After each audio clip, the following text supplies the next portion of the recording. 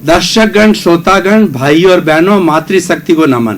खास, विशेष, चित्त समाधि देने वाला, प्रसन्नता देने वाला, मानवता का पाठ पढ़ाने वाला, इंसानियत सिखाने वाला और गुणों का रोपण करने वाला, अच्छे संस्कार देने वाला कार्यक्रम में आप सभी का हार्दिक स्वागत है, अभिनंदन है, सत्कार है। कार्यक्रम में हम प्रतिदिन नए नए अनुभवजन्य, शोध परख, उपयोगी, मानव चेतना को जगाने वाले एपिसोड लेकर के आपके सामने आते हैं।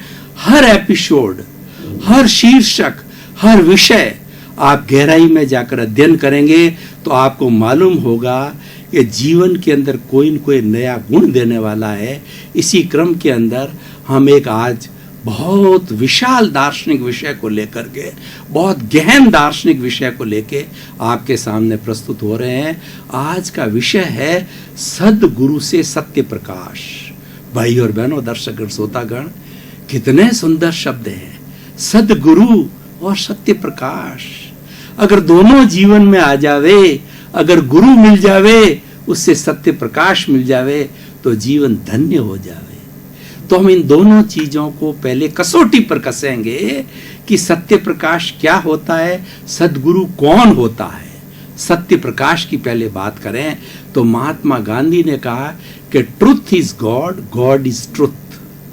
वास्तव में जो ईश्वर है वो सत्य है, यानी जो कोई भी बात सत्य सत्य कही जाए, यथार्थ कही जाए, वही ईश्वर है, वही ईश्वर का रूप है। ईश्वर क्या होता है? ईश्वर कभी झूठ नहीं बोलता।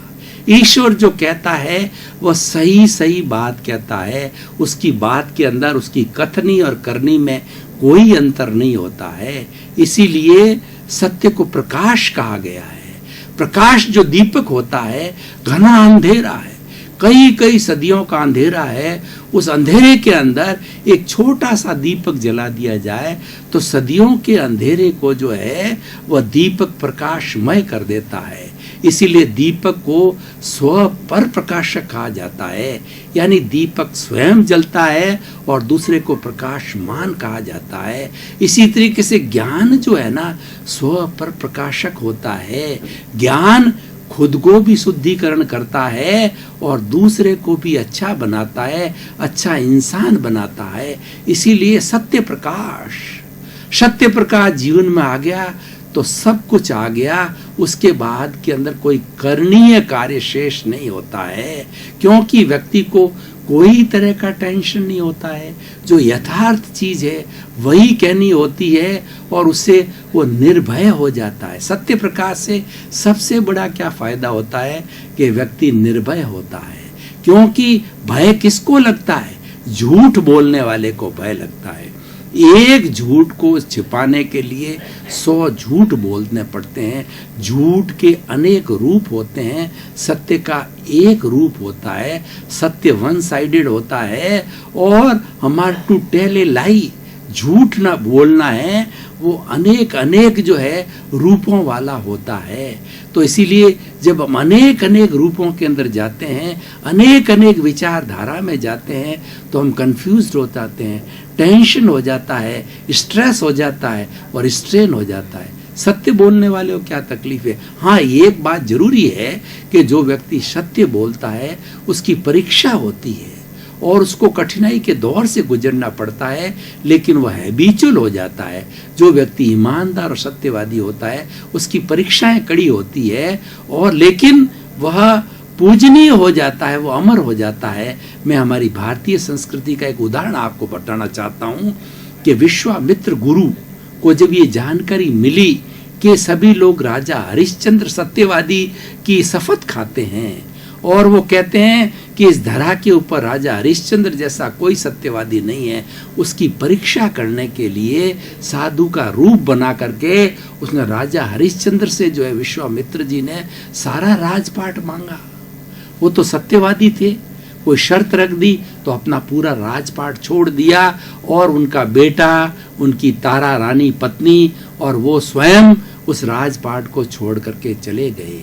अब देखिए कि हरिश्चंद्र राजा ने तो चंडाल के घर पर पानी भरा, चंडाल की वो नौकरी करने लगे और तारा रानी जो है वो किसी के यहाँ बर्तन वगैरह इस तरीके की जो है वो छोटे कार्य करने लग गई। अब क्या होता है देखिए, विश्वामित्र जी परीक्षा पे परीक्षा लेते जा रहे हैं। ये स्थिति तो उनकी हो गई, लेकिन परीक्षा लेने के लिए अब क्या होता है, वो चंडाल के यहाँ राजा हरिश्चंद्र जो कार्य करते हैं, तो चंडाल ने जो है उनकी ड्यूटी लगाई कि तुम शमशान भूमि में रह करके हर एक से आने वाले हर मुर्दे से कफन मांगोगे, बिना कफन किसी का दाह संस्कार नहीं करने दोगे। ये उसकी राजा हरिश्चंद्र की ड्यूटी लगा दी गई। अब इधर परीक्षा में क्या होता है कि तारा रानी का जो बेटा है ना वो मर जाता है। अब वो मर गया बेटा, तो तारा रानी का तो वहां एक नौकरानी के रूप में थी, तो वो अपने बेटे को शमशान घाट ले गई। तो शमशान घाट ले जाते ही जो है वो वहां पर हरिश्चंद्र मिल गए, एक दूसरे को पहचान नहीं पाए। तो क्योंकि दोनों की स्थिति ऐसी थी तो उन्होंने उससे कहा कि इसका कफन दो। उसने कहा तारा रानी का मेरे पास तो कफन नहीं। उन्होंने कहा कफन नहीं तो इसका जो है वो अंतिम संस्कार नहीं हो सकता। तो उसने अपनी साड़ी फाड़ करके उसको दी और उसका अंतिम संस्कार हुआ। तो ये सारी चीजें देख करके विश्वामित्र ने कहा कि वास्तव में इससे बड़ा कोई सत्यवादी जो है और इतना कोई भी सहनशील व्यक्ति जो है इस धरा पर नहीं है। तो उनकी परीक्षा के अंदर वो पारंगत निकले, सही निकले और उनको पुनः राजपाट जो है वो दे दिया और ज्यादा प्रतिष्ठा उनकी बढ़ गई। तो भाई और बहनों, ये कठिनतम परीक्षा ऐसी हर व्यक्ति नहीं दे सकता, पर जो लोग ईमानदार होते हैं वो बड़े आनंद के अंदर रहते हैं। उनकी सादी जिंदगी होती है, उनकी बहुत बड़ी अपेक्षाएं नहीं होती है और वो अपने परिवार के साथ में भी इस तरीके से एडजस्टमेंट होकर के चलते हैं अपनी पत्नी और बेटों के साथ में कि भाई मैं तो ईमानदार व्यक्ति हूँ और मेरे पास में 2 नंबर की कमाई नहीं है और मेरे को तो ये जो 10,000 की नौकरी या जितना भी मिलता है आज का उपयोग कर सकते हो सेविंग करने के अलावा, तो सारा परिवार संतुष्ट हो जाता है। वो भी बहुत बड़ी आवश्यकताएं अपेक्षाएं नहीं रखता है। उससे क्या होता है कि बच्चों के अंदर कुसंस्कार नहीं आते, क्योंकि बच्चे कंपेल नहीं करेंगे अपने फादर को कि जो है हमें बढ़िया मोबाइल ला करके दो, बढ़िया कपड़े ला के दो, बढ़िया कार ला के दो। इस तरीके से तो वो क्या है संस्कारशील होंगे। उनको पता है कि हमारे पिताजी ईमानदार है, सत्यवादी है और इनकी जो इतने ही लिमिटेशन से नौकरी इतनी है, इनका सोर्स ऑफ इनकम इतना ही है, तो वो कभी दुरुपयोग नहीं करते। वस्तु स्थिति पत्नी को भी ध्यान है और उनकी संतान है उसको भी ध्यान रहती है। तो भाई और बहनों, दर्शकगण श्रोता बड़ी मस्ती से रहता है, वह स्वयं और उसका परिवार है बड़े आनंद के साथ। और जिसकी देखिए अपेक्षाएं और जिसकी आवश्यकताएं कम हो जाती है तो राजा भोज बन जाता है। कहा गया है चाह गई चिंता मिटी और मनुआ बेपरवाह, जिनको कुछ न चाहिए सोही शहंशाह। शहंशाह किसको कहा जाता है? जिसको कुछ नहीं चाहिए। चाह गई यानी तृष्णा, लालसा, अतृप्ति, अटैचमेंट जब ये चली जाती है, चाह गई और चिंता मिटी, ये जाते ही सारी चिंता समाप्त हो जाती है। चाह गई चिंता मिटी और मनुआ बेपरवाह, मन जो है मस्ती में रहता है और वही शहंशाह कहलाता है। जिसका मन मस्ती में है, वो अपने आनंद के अंदर है, तो वही शहंशाह कहलाता है, जिसको कोई आवश्यकता नहीं होती है। तो भाई और बहनों, ये सत्य प्रकाश का सारा विषय हुआ। अब हम प्रश्न ये है कि सत्य प्रकाश कहाँ से प्राप्त करें, किस विधि से प्राप्त करें और किस माध्यम से प्राप्त करें? तो उसके लिए कहा गया सदगुरु की तलाश करो। स्वामी विवेकानंद जो है वो अपने जो नाम था उनका देवेंद्र, तो उस नाम के साथ नरेंद्र, उस नाम के साथ में ढूंढते रहे। कई गुरुओं को देखा, परीक्षा की, लेकिन उसको जो है संतुष्टि नहीं हुई। तो रामकृष्ण परमहंस के पास में आए, देखा कि वास्तव मेरा गुरु यही है, उसके वो शिष्य बन गए। तो इसीलिए सदगुरु की तलाश की जाती है। गुरु 2 शब्द होता है। गु का मतलब अंधकार, रू का मतलब दूर करने वाला। गुरु वह व्यक्ति होता है जो अज्ञान रूपी अंधकार को दूर करता है। हम 84 लाख जीवायोनि में भटक क्यों रहे हैं, बार बार पुनर्जन्म क्यों होता है हमारा, और हम क्यों माँ के पेट में 9 महीने उल्टे लटकते हैं। हर बार हम जो है वो माँ के पेट में होते हैं तो ईश्वर से प्रार्थना करते हैं, इस गंदगी से, इस खटाई से और इस तरीके के वातावरण से, हे प्रभु मैं कभी भी जो आगे जो मुझे बाहर निकाल, मैं कभी भी कोई भी पापकारी प्रवृत्ति नहीं करूँगा। क्योंकि जन्म मरण है बहुत कष्टदायक होता है, बहुत पीड़ा होती है, जन्म के समय में भी होती है और मरण के समय में तो बहुत भारी पीड़ा होती है। जब आत्मा एक शरीर को छोड़ के दूसरे शरीर में जाती है तो सारे आत्म प्रदेशों को खींच करके वो जाती है, कार्बन शरीर को और तेजस शरीर को, साथ 2 तरीके शरीर को लेकर के आत्मा अन्य शरीर में जाती, तो बड़ा भारी कष्ट होता है, बड़ी भारी पीड़ा होती है, ऐसे नहीं होती है। तो ये जन्म मरण की जो पीड़ा है हम क्यों भुगतते हैं? अज्ञानता के कारण भुगतते हैं। उस अज्ञानता को दूर करने के लिए सद्गुरु चाहिए। साधु के लिए कहा है, साधु ऐसा चाहिए आंगन कुटी सवाय, सार सार को गही रहे और थोथा दे उड़ाए। साधु ऐसा होने से, एक छाजला होता है तो छाजले से जो हम मान लीजिए कोई भी हमारे ग्रेन्स हैं, फूड ग्रेन्स, उसके साथ के अंदर कुछ जो है टुकड़े ऐसे आ गए मिट्टी के या दाने, उनको अलग करने के लिए छाजड़े से जो है हम झटकते हैं तो वो जो पत्थर के दाने अलग हो जाते हैं और हमारा गेहूं अलग हो जाता है। उसी तरह से साधु ऐसा चाहिए जो गुणों को एक तरफ कर दे और अवगुणों को एक कर दे। वो जो है वो क्षीर नीर व्रत होता है गुरु। तो क्या होता है कि जो हंस होता है उसके साथ के पास में जो है वह पत्थर के टुकड़े भी होते हैं और मोती भी होते हैं। वो मोती को चुन लेता है और पत्थर के टुकड़ों को छोड़ देता है। तो कहने का अर्थ ये, गुरु वह होता है जो गुण हमारे में आरोपित कर देता है और अवगुणों को बाहर निकाल देता है। तो हमें ऐसे सद्गुरु की तलाश करनी चाहिए। सत्य प्रकाश को प्राप्त करने के लिए सद्गुरु का होना बहुत जरूरी है। और गुरु के लिए कहा गया है कि गुरु गोविंद दाऊ खड़े और काके लागू पाए, बलिहारी गुरु आपनी और गोविंद दियो बताए। सद्गुरु ऐसा होता है जो ईश्वर के दर्शन करा देता है। कि हमारा जो बचपन है वो पहला बचपन के अंदर पहली पाठशाला माँ की होती है। माँ से हम संस्कार सीखते हैं। तुतली भाषा में माँ हमको सिखाती है, इसीलिए माँ के द्वारा सीखा गया वो मदर टंग कहलाता है। मदर हमको पहले आ से प्रारंभ करती है, तुतली भाषा में सिखाती है। उसके बाद के अंदर हमारा गुरु होता है, टीचर होता है। अगर उन टीचर में से तलाशते हमें सद्गुरु मिलेगा। टीचर की बहुत बड़ी जिम्मेवारी होती है। टीचर जो है स्टूडेंट को तराशते हैं। कई बार बच्चा अपने पेरेंट्स की बात नहीं मानता है, लेकिन टीचर की बात को वो अवश्य मानता है, उनको सम्मान देता है। क्योंकि टीचर होते हैं वो बच्चे के, स्टूडेंट के भाग्य निर्माता होते हैं। इसीलिए जो लोग अध्यापक गण हैं उनकी सबसे ज़्यादा जिम्मेवारी है कि to make the students boys a good mould, a good citizen of the India, और उनको एक अच्छा नागरिक बनाना। मात्र पढ़ाई तक सीमित नहीं रखना, उनमें गुणों का रोपण करना, इंसानियत के गुणों का वपन करना और इंसानियत के गुण उसके अंदर भरना। यह जो है टीचर की आवश्यकता होती है। और उसमें तलाशते बहुत अच्छे टीचर भी मिल जाते हैं, वो सद्गुरु कहलाते हैं। मुझे भी अपने बचपन के अंदर जो है जोधपुर के एक शिव प्रसाद जी नाम के एक टीचर थे, मैं बात कर रहा हूँ सन 1955 की। तो उन्होंने मेरे को देखा, मैं 4th के अंदर पढ़ता था, तो मेरा आभा मंडल देखा, मेरा चेहरा देखा और उनको ये भान हुआ कि ये बच्चा आगे जाकर के बहुत अच्छा व्यक्ति बनेगा। उनके संतान नहीं थी। मैं जसोल गांव के अंदर रहता था, बाड़मेर जिले के, 1955 4th में पढ़ता था। तो उन्होंने मेरी परीक्षा करके प्राय भोजन करने के अतिरिक्त शेष सारा समय जो है मुझे उनको माता पिता रूप के अंदर, क्यों मेरे माता पिता दूसरी जगह बिजनेस के लिए दूसरे गांव में रहते थे, तो मेरा ज़्यादातर समय उनके दिशा निर्देशन में 3-4 साल निकला। तो उन्होंने मुझे जो पढ़ाई कराई और जो गुणों का वपन किया कि मैं जीवन में कभी नहीं भटका।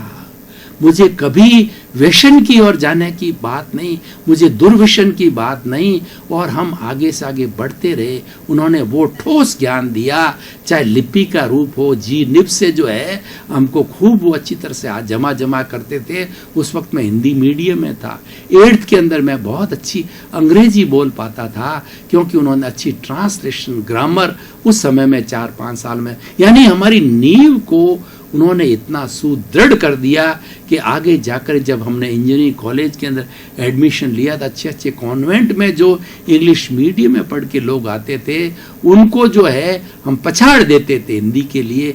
मतलब इंग्लिश स्पोकन हमारा इतना अच्छा होता था कि हमारी नींव बहुत मजबूत थी। ये होता कहाँ है? ये सत्य प्रकाश कहाँ से मिलता है? ये सदगुरु से मिलता है। इसलिए भाई और बहनों, दर्शकगण, श्रोतागण, आज हर व्यक्ति सदगुरु की तलाश करो। चाहे आप जो है विद्यार्थी हैं तो सदगुरु तलाशना अवश्य जरूरी है, आपको पूरी शिक्षा लेनी है।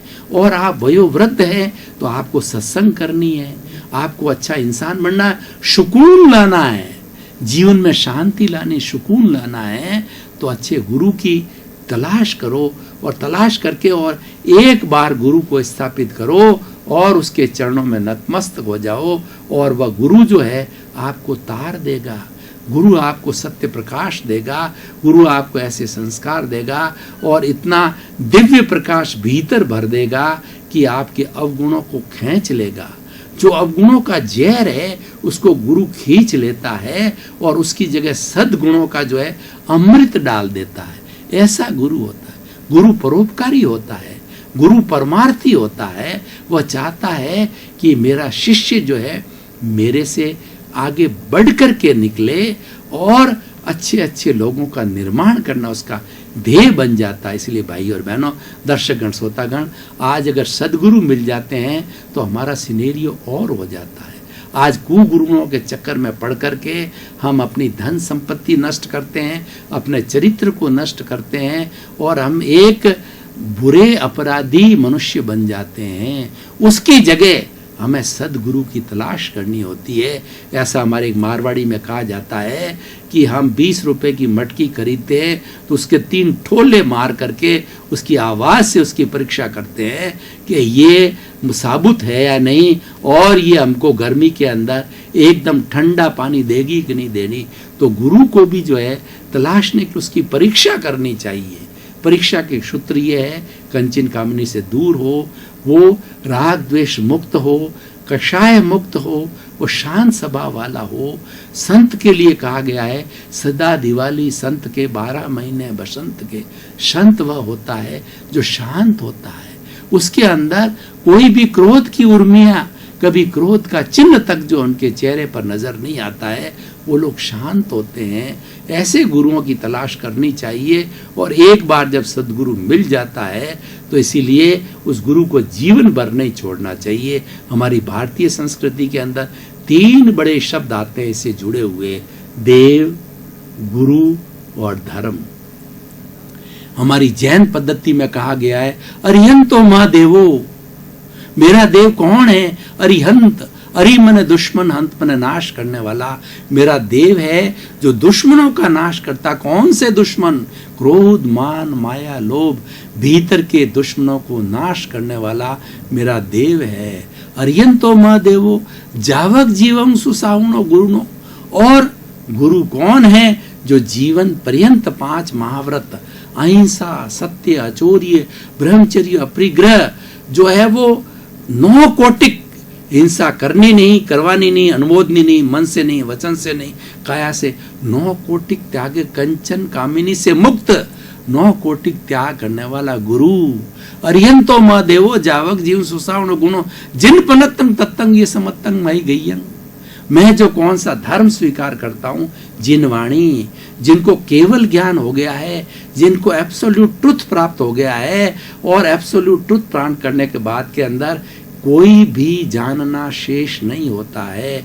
जिसको केवल ज्ञान हो जाता है उसको भूत, भविष्य, वर्तमान और जीव, अजीव, उसकी हर दशा की जानकारी रहनी होता है। दर्शकगण, श्रोतागण, भाई और बहनों, आपका बहुत बहुत धन्यवाद, आपके प्रति कृतज्ञता और आपको साधुवाद। कार्यक्रम को आप देखते रहिए ताकि हमें संबल मिलेगा, हमें ताकत मिलेगी कि हमारे श्रोता हमारे से कुछ चाहते हैं तो हम अच्छे अच्छे नए नए विषय, शोध परक, अनुभव जन्य, जो कि आपको कुछ न कुछ खुराक दे सकते हैं, ऐसे विषयों को लेकर हम प्रस्तुत होंगे। तो इसीलिए आपके प्रति मंगल भावना, शुभकामना, आपका जीवन आनंदमय हो, मंगलमय हो, धर्ममय हो, प्रेममय, और खूब आप समाज की सेवा करें अपने परिवार के साथ रहकर।